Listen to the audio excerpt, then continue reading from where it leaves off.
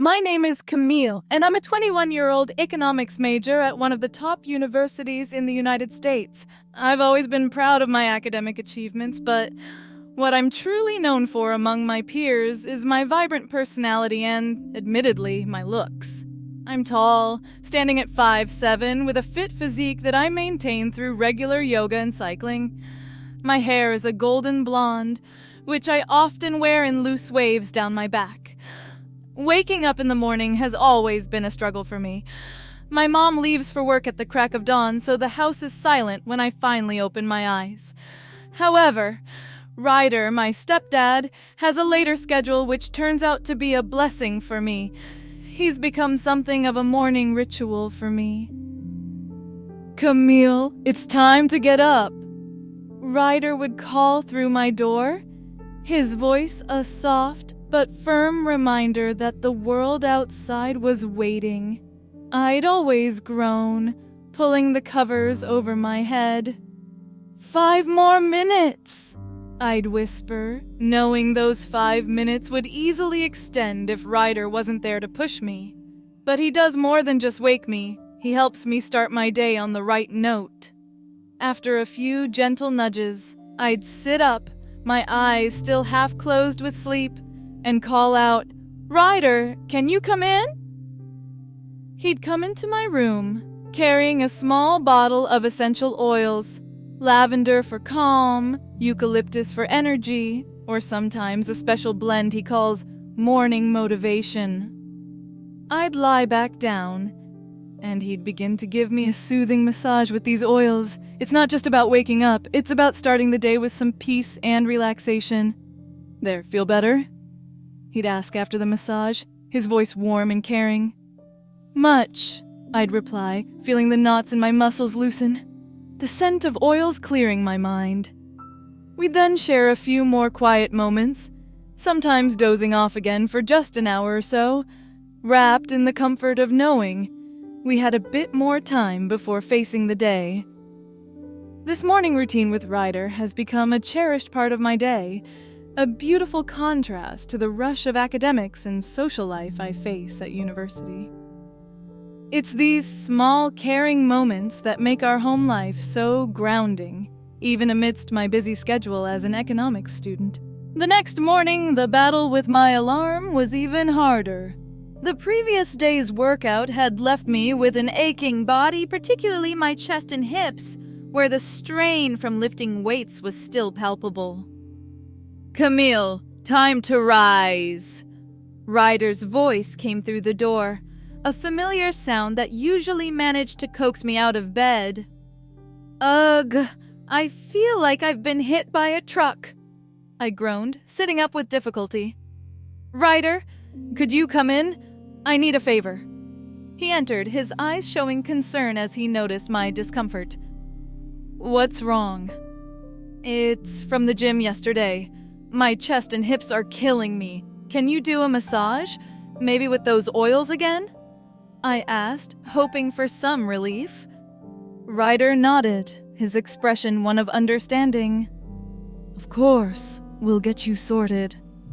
He went to fetch the oils, and when he returned, he had a small vial of arnica oil, known for its muscle-soothing properties.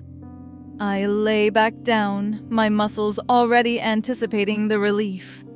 "Start with my chest, please," I directed, feeling a bit shy, but knowing the pain was substantial. Ryder was gentle, his hands moving with care over my sore muscles. "How does this feel? Is it okay?" he asked, his voice filled with concern. "It's helping.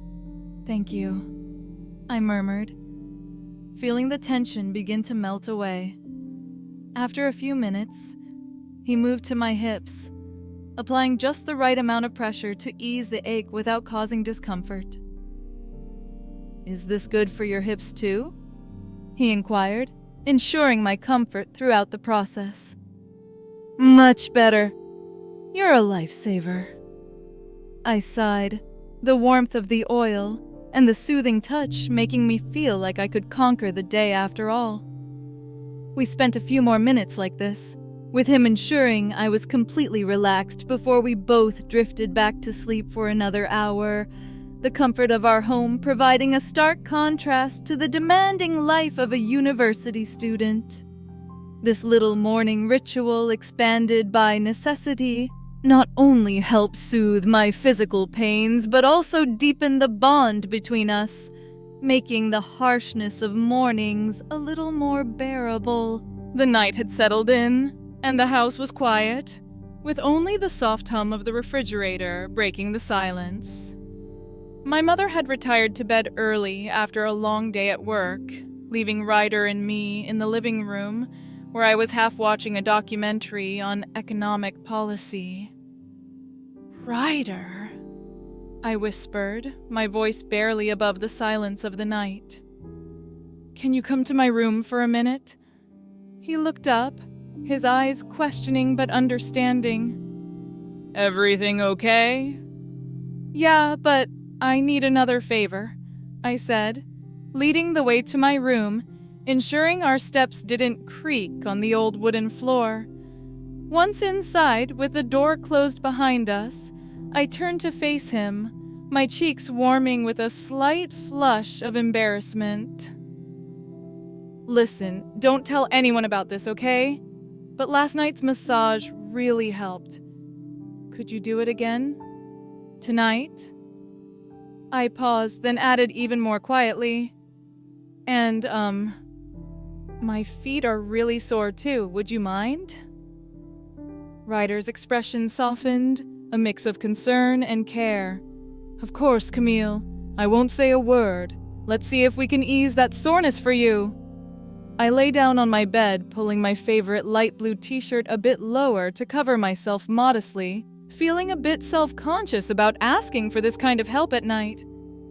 Ryder brought over a small lamp to cast a gentle light, then retrieved the oils from the bathroom, choosing something with chamomile for calming.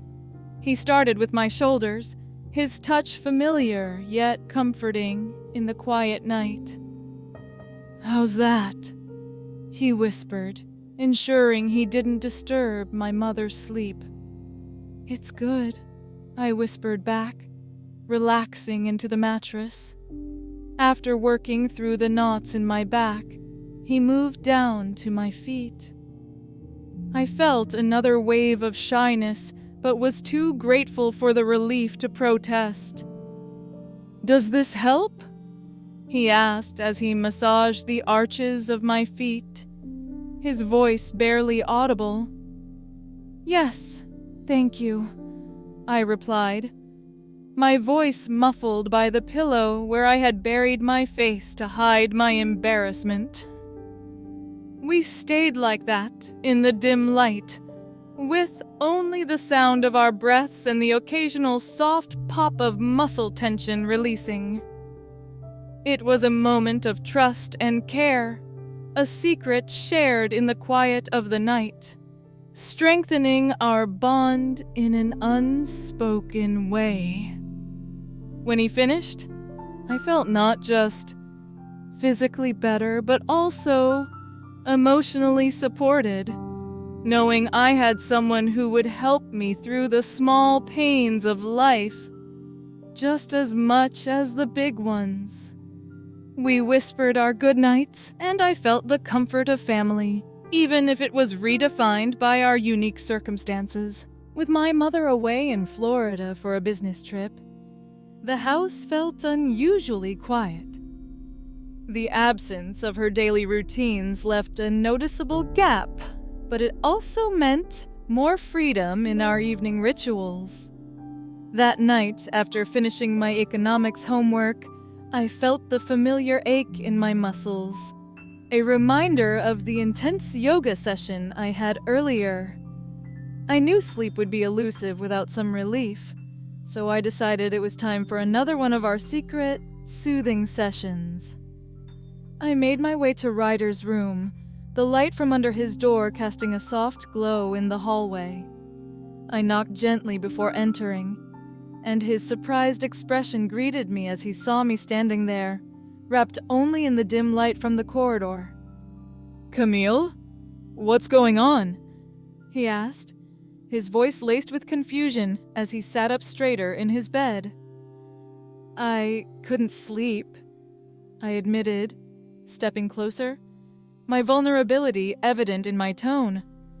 Can you do the best massage you've ever done? Please?